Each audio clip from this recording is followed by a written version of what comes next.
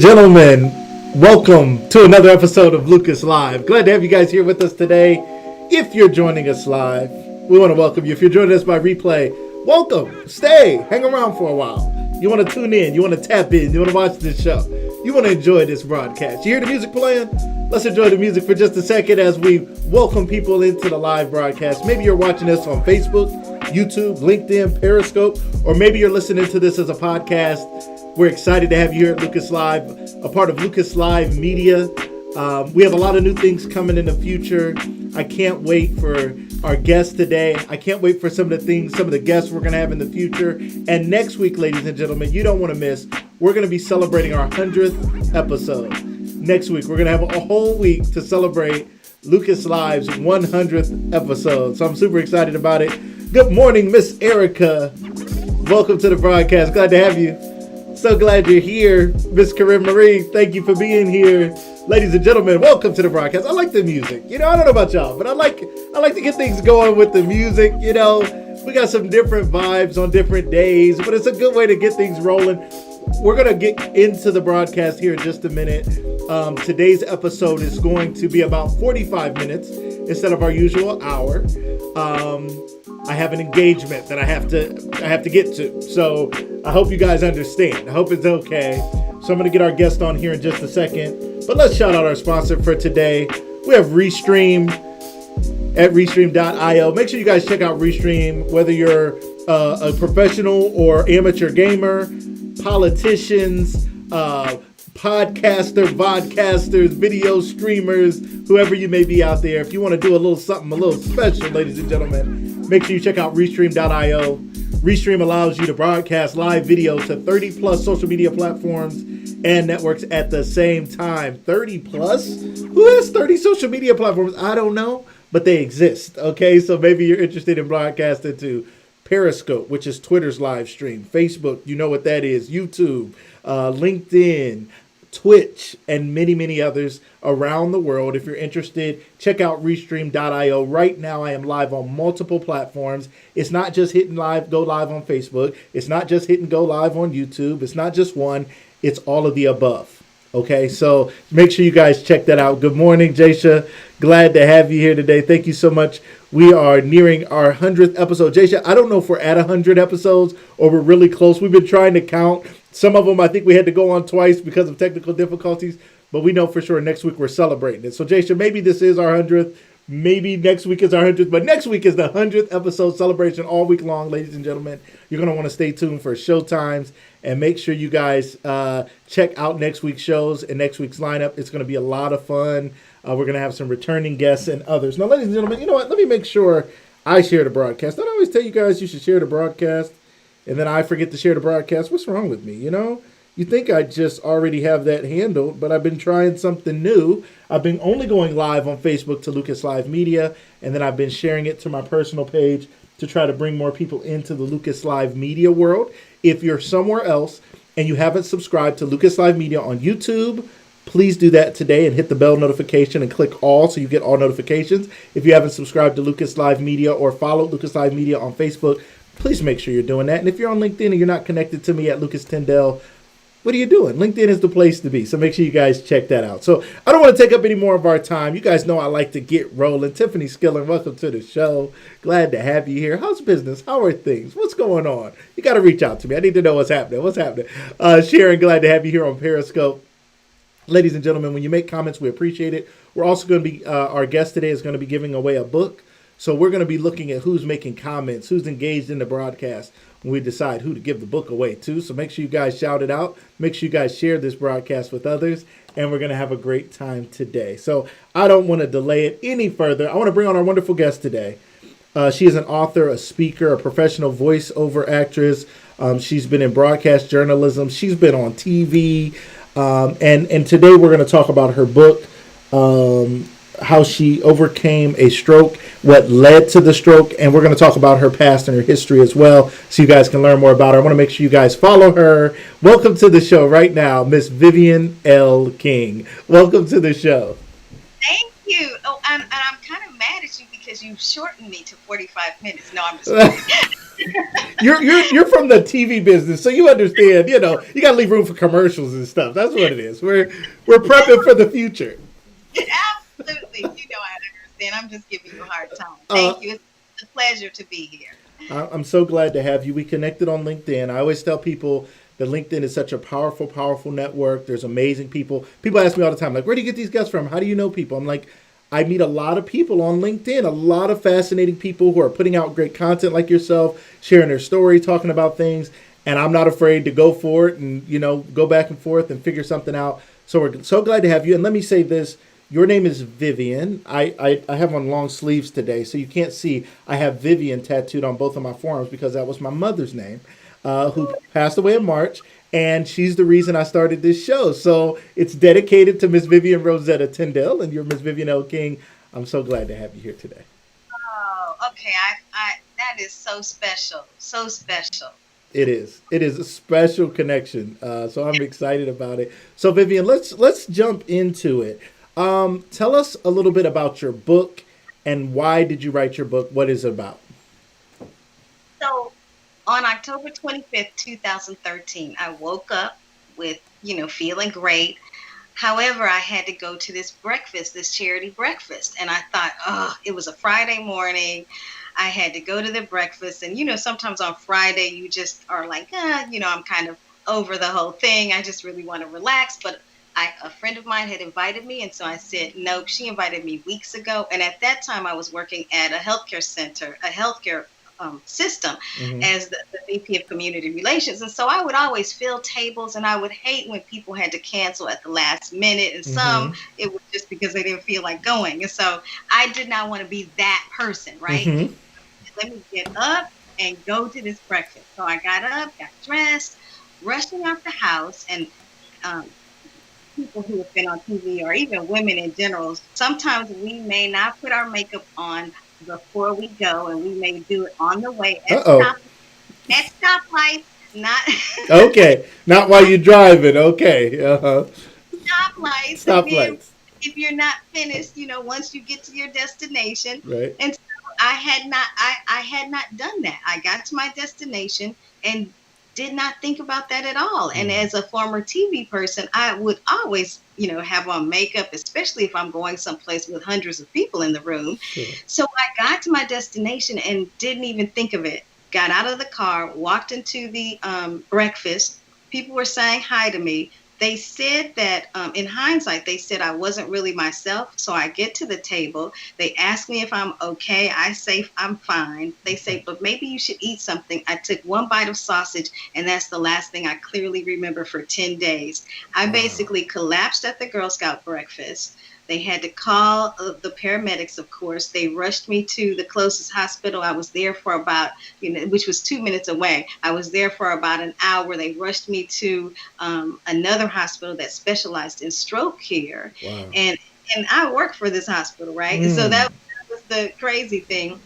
And I was in neurological ICU for 10 days. I was in the hospital for a total of 32 days. The Wow. bottom line is I had a blood clot on the left side of my brain over the part that manages your speech. It bled out. I couldn't talk for 3.5 weeks because it killed those brain cells. So I Wow. couldn't for 3.5 weeks. And I'm in the hospital recovering, and found out at discharge day that birth control pills over the age of 40 caused the clot. Um, Mm. but this book is about that, which is where I get Okay. the title is When the Words Suddenly Stop, Finding My Voice Again After a Massive Stroke. And when it the really, when the words suddenly stop. Hold on just a second. Now I want to make sure people see this book. When the words suddenly stop, you guys see it right there. You guys make sure you go check that out on Amazon. Go purchase that book. We are going to give away one today, but don't sit around waiting for the giveaway. If you win the giveaway and you buy one, you can give one away. So make sure you check that out. When the words suddenly stop. Now let's jump in a little bit. Now before we finish this part of the story, so you go to the Girl Scout breakfast. You were doing your makeup while driving. I'm sorry, I mean at stoplights and stuff. Right, like right? I didn't. I didn't do anything. per the traffic rules that say it's okay, right? So you're driving, you get there, people are looking at you, you're thinking, I'm okay. They're like, eat something, you eat something. That's the last thing you remember for 10 days. You spent 10 days in the neurological ICU, I believe you said. So, Yep. no, and then the part of your, there was a blood clot on the part of your brain that affects speaking. Okay, now for some people, they're like, I didn't want to be talking anyway, right? I'm not saying they're happy to have a stroke, but there's some people who are like, they're not talkers, they don't talk for a living. But let's talk about your story before this, and let's come back to that. What was life like before this? What's your background? Let's talk about the fact that speaking was a big part of your life. Speaking was a huge part of my life. I went to journalism school at the University of Missouri, Columbia. I'm originally from St. Louis. I have a bachelor in journalism and Mm-hmm. studied broadcast journalism. And so I worked in television for years. I worked in stations in Alexandria, Louisiana, where I was hired as a reporter and then immediately in the next week became an anchor because the morning anchor didn't want to do that job anymore. And Wow. the director said, can you anchor? And I said yes, even though like I had only done cut-ins at that point, but I said you can't miss an opportunity. So Right. I'm about to be an anchor, right? Right. Of course I can anchor. Right. Why not? So so I did that, and then I was hired as the weekend anchor in Tyler, Texas, and Mm-hmm. then I jumped markets and went to Battle Creek, Michigan, and really just did reporting there, and then was hired as education reporter in Milwaukee, and did that until I was promoted to be an anchor, and so. Speaking was a big part of my life. And at this time, even after TV, I got out of TV and ended up working for at the time, Milwaukee's, well, Wisconsin's largest grocery chain, and I was the director of public affairs. So I was the chief spokesperson, and I would generally talk to the media unless we needed somebody else to do it. And then I was VP of community relations at our largest healthcare system.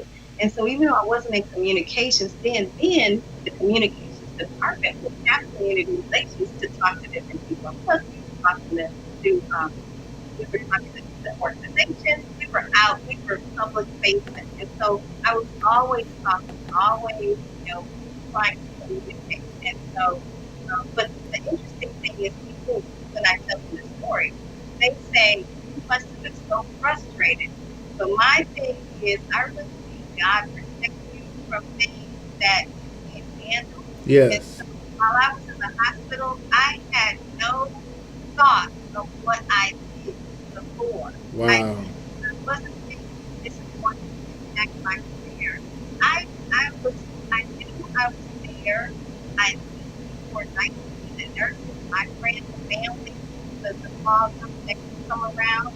They were being nice to me. And so my mind was just trying to get better, Wow. um, but not get better for, my former career, just get better. And Right. I didn't think about what this would do. You Yep. know, Now, so Miss Vivian, your sound is going out a little bit. I don't know if there's something sitting on the microphone. I don't know if it's on the computer or somewhere else. So check that. If you could check your sound there. I don't know if you can tell on your end. I have I quality control. Shout out to my quality control. My wife, Ebony Hill Tastic. Shout out to them. Thank you. I see it. Or is it me? He said something's going on with the sound, or is it just me? I think when we went to this graphic before, I heard that too. That it So changed with the graphic? Let's try it differently. Let's test this out. Testing. Go ahead and say something. I hear it now too as well. All right, we'll figure it. We'll work it out. Just speak up. I think they'll hear you. It's a Hear little. me? Yeah, just speak up. We'll be good. All right. Yeah. Yes. So So you had no thought. You were in. Thank you guys. Quality control. Shout out to everybody out there. Hubert Carpenter. Thank you so much as well. You had no thought of the fact when you were in the hospital. You weren't sitting there thinking, "Oh no, my career is over. Oh no, I'm not going to be able to speak again." It wasn't that. And you said God protected you from maybe what would have been an overwhelming thought. And God is gracious in that way, right? In that at times they say He'll never put more on you than you can bear, and we don't always know it because we know is what we're bearing, and we often feel weighed down by the thing we're bearing now, not knowing there's some like God. He made us strong enough for this one. Excuse me. The next thing could have been too much, but in God's grace, He keeps us from those things. So you're in the hospital, everybody's being good to you, you're just making it through. Now you spent. Now were you working at the time, and what were you missing out on? Because you 30 something days in the hospital, and then something people are. You don't just have 30 days in the hospital and not miss out on life. So tell us about that. So it's funny because I had just started the job on July 1st, Wow. 2013.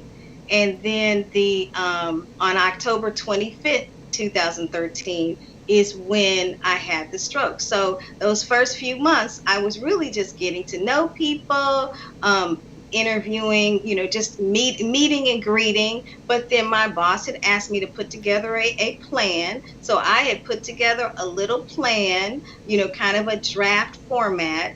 And so she liked what she was seeing. And then, I was going to reach out and do some focus groups and do a road show so that the executives could learn about this plan and what we were thinking. Mm. And so, I was ready to do that, and then had this stroke. But the interesting thing is, now I'm in healthcare, and Mm. so a healthcare organization knows about healthcare, and so of course, with HIPAA rules and everything, they could not, share what was going on. Yeah. But the CEO, of course, knew. The higher ups knew, um, and so they understood. Yeah.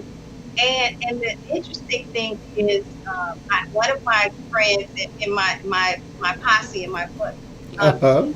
she was good friends with the CEO, and she said to my mom at the time that he said, "Don't worry about the job. Her job is going to be here when everything comes back." And so, that was that didn't mean anything to me at the time. But Sure. then You're like, the what job? What job are we speaking of? when I got the note, the CEO actually wrote me a note that said, we are thinking of you and sending positive thoughts. You don't think about this job at all. We are going to be here when you get out of the hospital, and you will. And so, once I finally read that, I just thought, gosh, I'm so glad that I'm working for an organization that values me like this. Yeah. So it was good. That's incredible, and a lot of people sadly don't have that as their reality. Right. You think your job has your back. You think if something happens, they'll be there, and a lot of organizations, one way or another, move on. Or they're not as, or they're supportive at first, and everybody feels bad, and then after that many days, they've kind of found their way forward and not necessarily planning. They don't necessarily have you in the plans any longer. So that's a phenomenal thing. So when you go home after 30 something days in the hospital, was it right back to life? Was it you were out and you were good, or what was the road to recovery like? Right. So when I was in the hospital, I did, neurological ICU, and then the rest of those 22 days were rehab, inpatient rehab. And so when I was discharged, I had to still do rehab. So in the hospital, I had to do physical therapy each day. I had to do speech therapy twice a day, and I Mm. had to occupational therapy, which is really, making sure you can do the normal things that you do in life, like, can you cook? Can you navigate, your world? Can you wash yourself and that sort of thing? Right. So, you know, there's so I was doing that in the hospital, and then afterwards I had to go to do outpatient therapy. So I had Mm. to report to all three in the beginning, but I was released from physical therapy after the first time. She was like, "You're doing fine, and so you can just do these exercises at home." Mhm. Um, and then I still had to do speech therapy because I wasn't quite there yet. I wasn't quite talking as well as I'm talking now. Sure. So I had to do that. And then occupational therapy, I had to do that because when you have a seizure, you cannot legally drive for 90 days. Wow. And so you have to, have to, have to, have to, test, and you have to, the doctor has to sign off on the therapy To that let you gets drive. Wow. yep. So I had to take these tests. They test you on your reflexes and on your peripheral vision. And it's really interesting. You have to make a certain score to be able to drive, and you have to make that score, and then you have to send that score to the state so they can say, okay, all right, here you go. Man. So That's that's a I mean, there are so many things we take for granted, right? There's so many systems working in our body to keep things functioning well. We don't think about the speech center of our brain or the occupational part that allows us to drive and do things, walk, talk, function, eat, feed ourselves, clean ourselves. We take these things for granted every day. Like once we've passed being a toddler and we're walking, we're like, I'm walking, right? We're talking, I'm talking.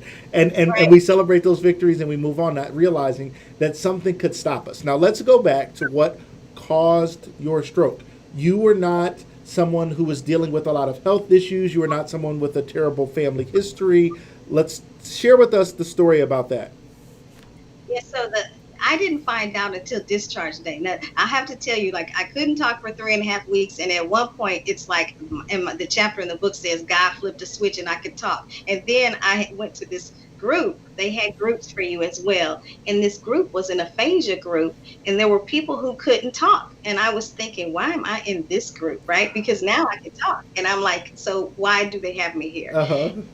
But I had suffered from aphasia, and it impacts your communication, whether it's speaking, whether it's writing. And so there was a young woman there, 29, who had suffered a stroke, and she had not regained any of that. And so 29. 29, Wow. and she was writing her responses because she still couldn't talk. There was another woman in this group who had been a bank VP, and she could get back to her level of at her full capacity, and so she ended up like not going back to her job, and she was volunteering at the hospital and doing different things to keep motivated. So your mind comes back, but sometimes your speech doesn't. So that's why you Mm. know doctors were really calling me a miracle, because I was I had a major stroke, and generally people do not come back from that. Wow. And so they were just very, they called me a miracle, because they would talk to my posse, if you will, and tell them, we may have to get to a new normal. But my friends and family, they were like, no, uh, we can't accept that. So we are going to just pray this thing out of Uh her. huh. They were like, you So don't know her, and you don't know God like we know God, because things are gonna work out. Can you hold up your book one more time? I'm gonna make sure that people who want to hear this story know this story. When the words suddenly stopped, finding my voice again after a massive stroke, is a powerful, powerful book that's going to tell you guys the rest of the story, right? As we continue to talk about it this morning. So again, okay, so you're discharged. They're discharging you, and they're telling you like, here's what's going on. Here's what really happened. right. And so I'm like, because, well, he was just telling me what I needed to do afterwards. And so then I said, oh, I was dating somebody I thought I was going to marry. And so I said, what about my birth control pills? And he says, oh no. And I was like, what? He says, that's what caused your stroke. And so you can't take birth control pills anymore. And I'm like looking at my mom, like, did you know this? And she's like, yes. And I'm like, does daddy know this? Right. Uh huh. We don't need him to know this. I But know. anyway, No, no, you're 40 something years old at this point, but still, okay, whatever. women out there will understand that. Okay, ladies, you guys, let us know if you know your birth control. You're like, who needs to know about this birth control thing? Because that's a telling thing. Sometimes, whatever. Right. So, so yeah, and so when I tell people, women, when I tell them this, they're like, half of them were like, yes. One of my friends said, yeah, my doctor took me off birth control pills in my mid 30s, and I asked him why, and he said, because you're too young to have a stroke.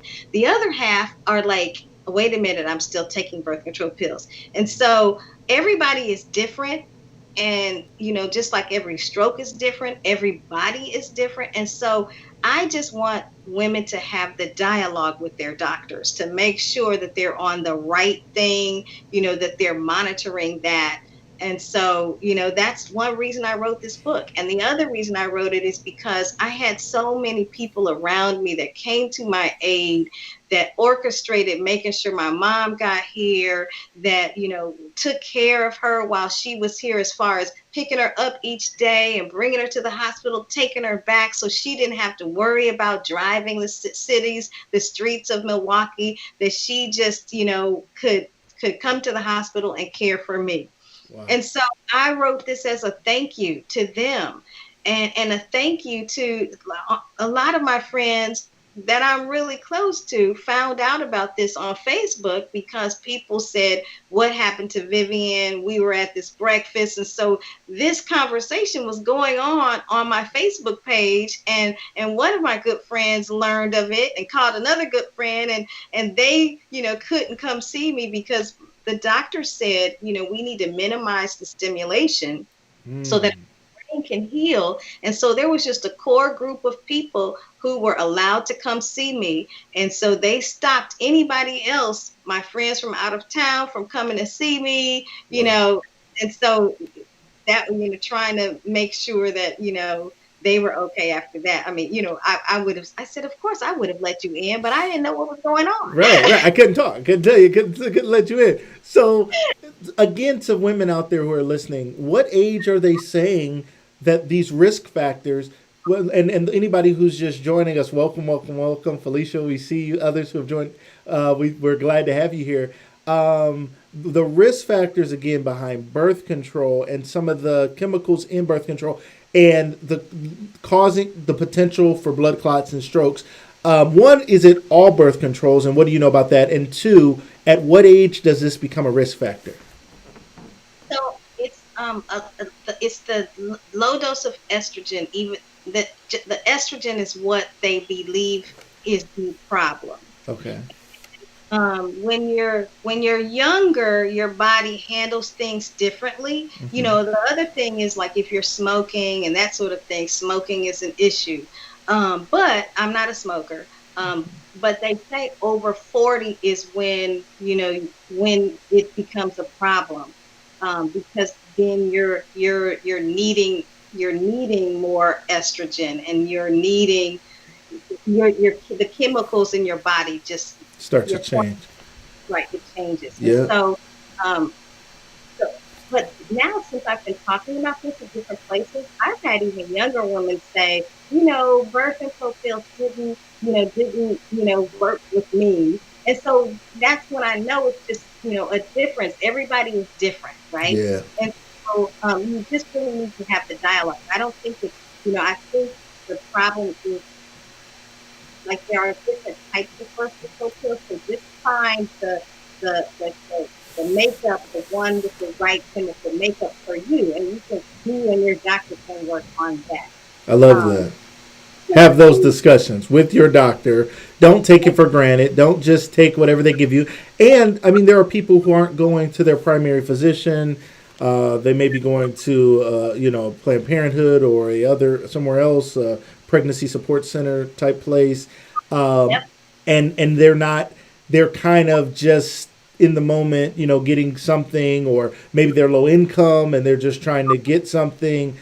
You're saying don't take anything for granted. Don't just assume this is the only option for me. There's lots of options, and don't let the one option be the only option. Continue to have the discussion, monitor your body, monitor how you feel, and also be talking to your primary physician to make sure that everything is lining up properly. absolutely. And some people, they may not have a primary care physician, but you True. need them, because because what you take up front, like if you're just going to the emergency room for, when you finally feel bad enough, Mm, probably too late. And right. and that's the most expensive Great point. health.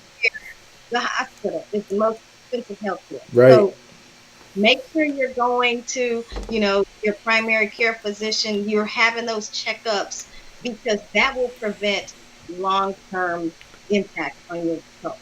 Yeah, it's a blessing that you survived that. I think a lot of us to think about going 3 weeks without being able to speak. So in that time, how much of that time were you consciously realizing it? Was there what did God flip the switch and you came back to yourself and your speech came back, or did you come back to yourself mentally and you were sitting there thinking, I don't want orange juice, but you're looking at him like, I don't want orange juice. No, the funny thing is, first of all, in the hospital, they let you pick what you want, right? Mm-hmm. But the funny thing is, in the beginning, I had picked, cereal, but should have checked milk as well because then they just brought the cereal and no milk, and Right. so just little crazy things like that. but Right. but mentally, like I could understand. So, for instance, at that time, Scandal was out, and I was a huge Scandal fan. Uh huh. So my friend Beverly, who's in the book, would come every Thursday while I was there, and we would watch Scandal together. Uh huh. And so she said that, I couldn't talk about it in the beginning, but my eyes were like I would just get bug-eyed when I would Like, when Huck would do something criminal, what is right? happening? Right. And so I look at her and so she said I can understand, and I can understand the people. And it's so funny that when I finally started to talk, my friend Joan came in and I said, "Hey Joan." And she says, "You can talk." And I'm looking at her like, of course I can talk. So my mind was just like, yeah, Wow. I can talk. I mean, it was a gradual of me getting back to myself. Interesting.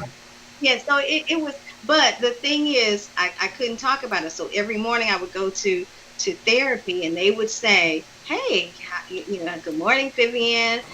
Did you eat breakfast?" I'd nod, and they said, "What did you have for breakfast?" And I could remember what I had for breakfast, Mm-hmm. but I couldn't say it, and I Mm. was trying to get it out, and they'd say, "That's okay," and then keep talking. And Wow. the this I think were they are unsung heroes because Yes. they really help you, and they have no judgment, and they just keep it moving because they know that you are in there, Yes. and they're just trying to get you to the next step.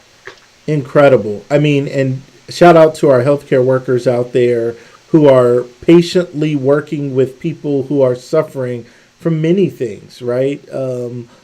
Especially when there's cognitive issues, right? It's very difficult because there's a gap in communication and a need to be more patient. We know what it's like when our children are little and they can't communicate, and it can be frustrating. Like, what's wrong? What do you want? What do you need? And they can't really tell us, right? And as they grow to where they can, we're like, okay, use your words, right? As soon as they can, we're like, use your words. Tell me what you want. Tell me what you need. The fact that there's people out there with the patience to care for people like that is so important.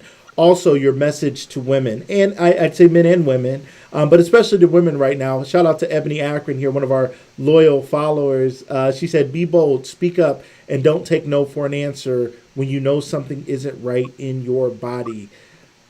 Right. Because we wake up with our bodies every day, Yeah. and we know when there's something different, and it Yes. could be just the gradual as we're getting older, this is what happens, or it could be something serious. And Yeah. so we just need to take note. And so the next time we talk to a doctor, like my doctor said, okay, what are you talking about? What's been happening? Have you noticed anything different? Like my doctor really does, I have a really nice primary care physician now. She does take time and, you know, what do you need to tell me about? And so I like felt like one time I said, my hand is kind of crazy. And I looked up on Google and Dr. Oz said this, and she's like, really?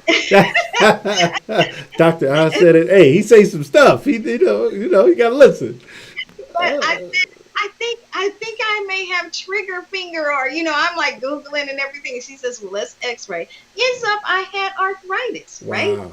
And so, fortunately, I really started to look at foods as well that could help with inflammation. And I don't really, like, I don't even really feel it now. So what do you, And so along those lines, what are some of the things that you've changed about I mean, so it sounds like not just the birth control, although that was the primary trigger. You realize that the things that we ingest are impacting how we feel and how our bodies react, be it a chemically created thing or even the foods we eat. So when you say you change some of the things you eat to help with inflammation, even in your hand, somebody out there sitting there and their hand is hurting right now, and they're sitting Right. there thinking, "What?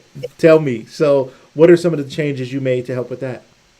So I think one of the main changes that I made, well, first of all, I watched my sodium for sure, Okay, right?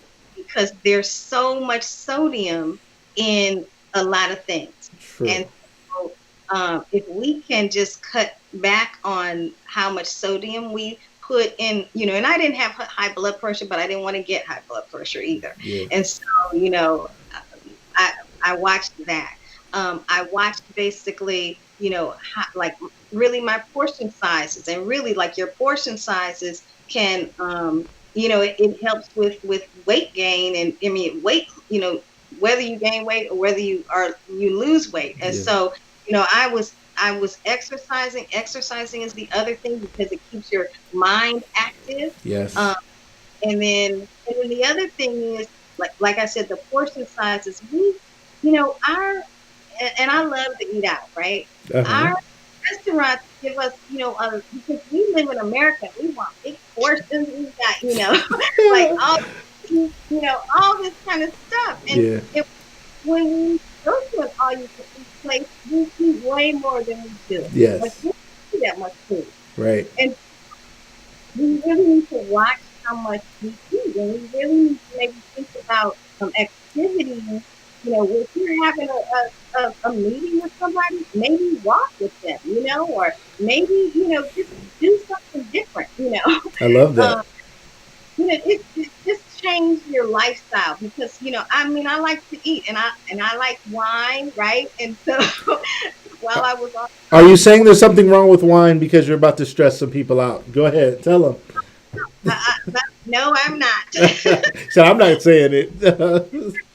Say when I was on warfarin, which is a blood thinner and something that they put me on, you have to really, and a lot of people don't like using warfarin because you do have to watch your vitamin K intake, which is like leafy vegetables and that sort of thing. And you can't have too much or too little, right? It just needs to stay steady. But a Yeah. lot of people don't want to have to worry about that. So that's why there are a lot of other blood thinners out there. Mm-hmm. But anyway, I was on warfarin, and so I had to maybe watch my watch my vitamin K intake, and then I also had to one thing that impacted it was, alcohol. I really shouldn't be doing alcohol anyway, but they said I could have a glass of wine every now and then. Well, I would go to this conference during the time that I it was after I was back to work and everything. Mm-hmm. And conference, and so I had a couple of drinks, and maybe I had a third one. I think I had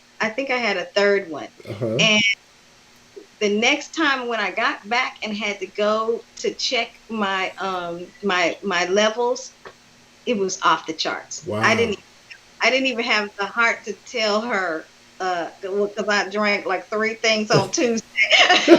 I'm not telling on myself. All right. But you know because I stopped drinking, I would drink, because I would drink casually, go to happy hour, have a glass of wine at dinner, whatever the case. I Yeah. just stopped as much, I don't do as much, but Yes. I stopped. And so then that kind of, my body then wasn't used to alcohol anymore. And so I really can't drink like, I really can't drink now. So don't, Yeah. I mean, I do have, I can't drink more than I should, right? And Yes. so, I think that just helps, all around. Yeah. But I changed that. I made sure I was exercising, and then I just really, watch what I eat. Um, and I just think we all need to think about the things that we put in our body. I love So it. whether it's medicine or the kinds of food that we have.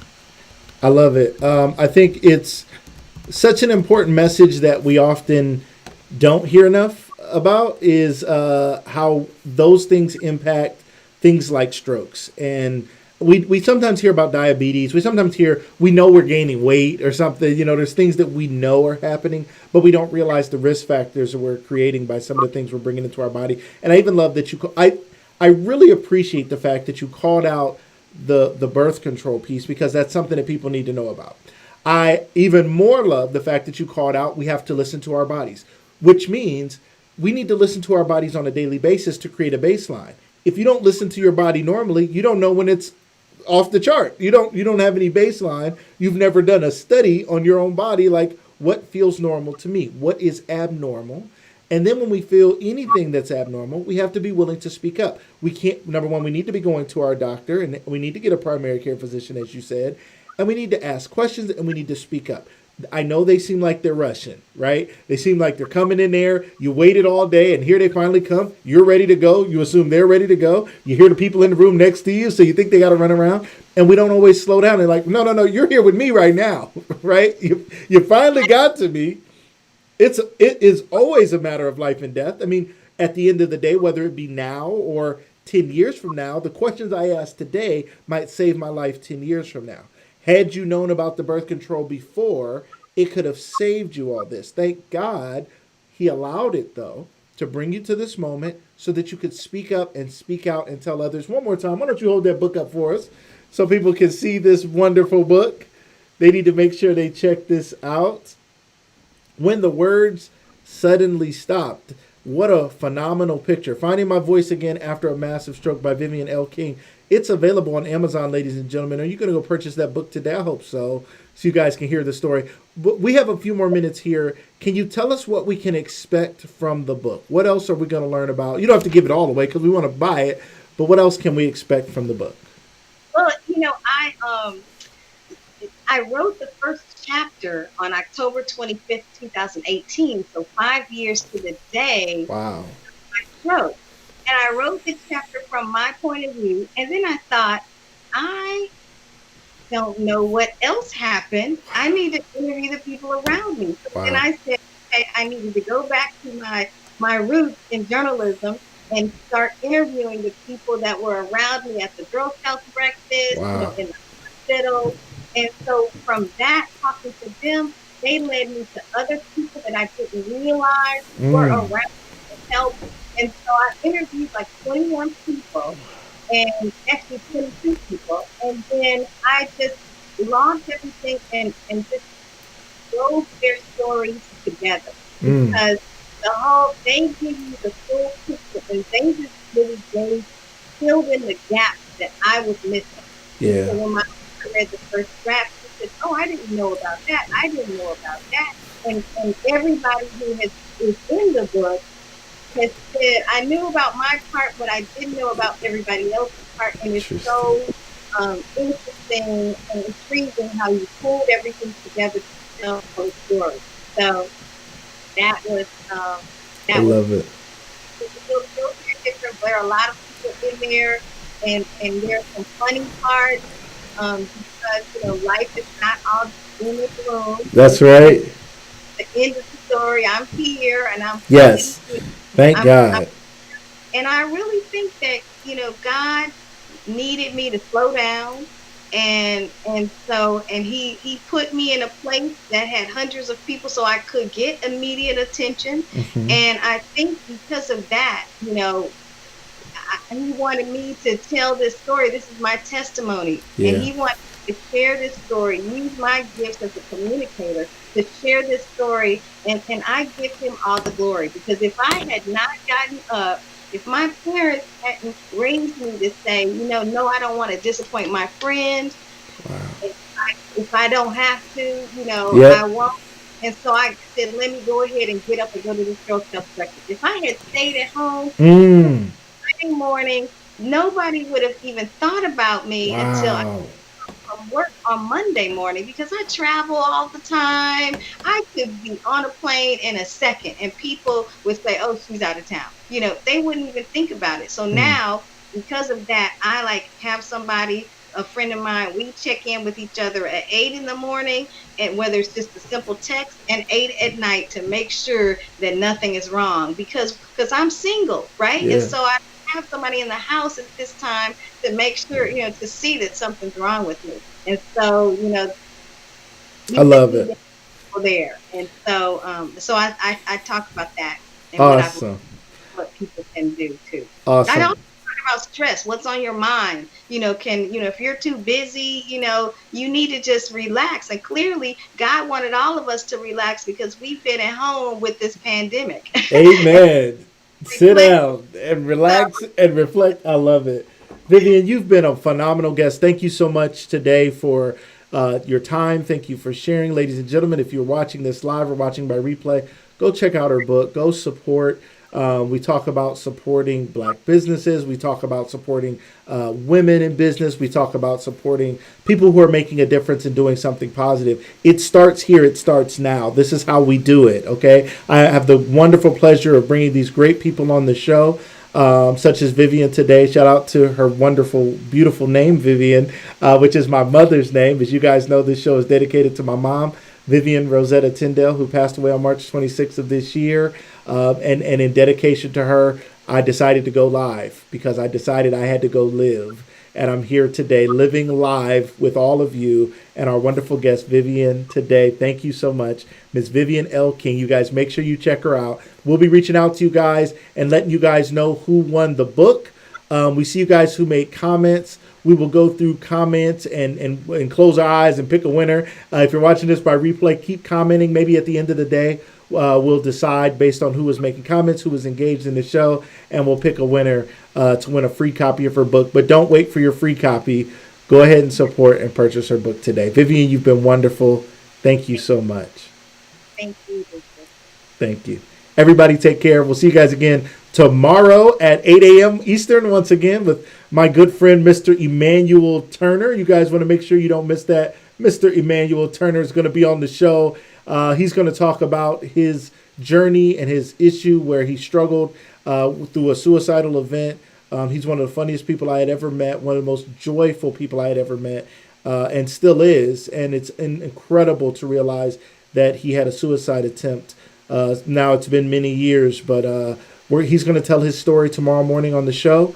And we're going to hear about a man who's overcome that to go on to become a husband and a father, and go on to inspire, help, and support others during this Suicide Prevention Month. So shout out to Mr. Emmanuel Turner. We'll see him here tomorrow morning at 8 a.m. Ladies and gentlemen, thank you guys so much for your love and support. We'll see you guys again tomorrow. Don't forget, we all have more to do.